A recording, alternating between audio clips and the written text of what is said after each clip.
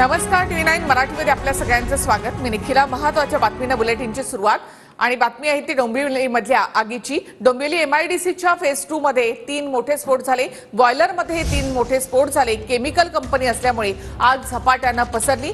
या स्फोटामुळे 6 जणांचा मृत्यू झालेला आहे तर 50 जण यामध्ये जखमी झालेत। जखमींचा आकडा आणखी वाढण्याची शक्यता आहे। भीषण स्फोटामुळे परिसरातील अनेक घरं आणि दुकानांचं मोठं नुकसान झालंय। या स्फोटानंतर कंपनीला भीषण आग लागली आणि परिसरामध्ये धुराचे लोट पसरले। 2 ते 3 किलोमीटर पर्यंत धुराचे लोट या ठिकाणी पसरलेले होते। तर ही दृश्य आपण या ठिकाणी पाहतोय। या स्फोटामुळे परिसरात धुराचे लोट पसरले होते। एमआयडीसी परिसरामध्ये अंबर केमिकल कंपनीला ही आग लागली। बॉयलरमध्ये 3 मोठे स्फोट झाले। याचा आवाज 2 ते 3 किलोमीटर पर्यंत ऐकू येत होता। तसेच परिसरामध्ये इमारती हादरल्या, इमारतींच्या काचा फुटल्या, दुकानांचे शटर उखडले गेले। इतका हा स्फोट भीषण होता।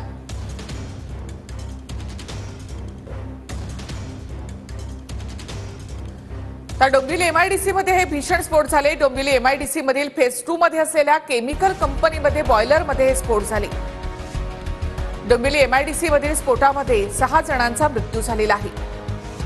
आगीमध्ये 50 जण जखमी झाल्याचीही माहिती मिळते।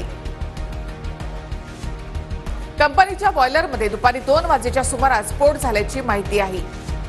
बॉयलरमध्ये झालेल्या स्फोटामुळे कंपनीला मोठी आग लागली।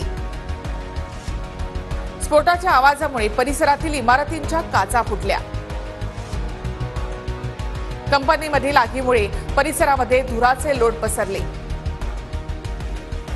अग्निशमन दलाच्या 12 गाड्या घटनास्थळी दाखल आहेत। आगीवर नियंत्रण मिळवण्याचे प्रयत्न अद्यापही सुरू आहेत।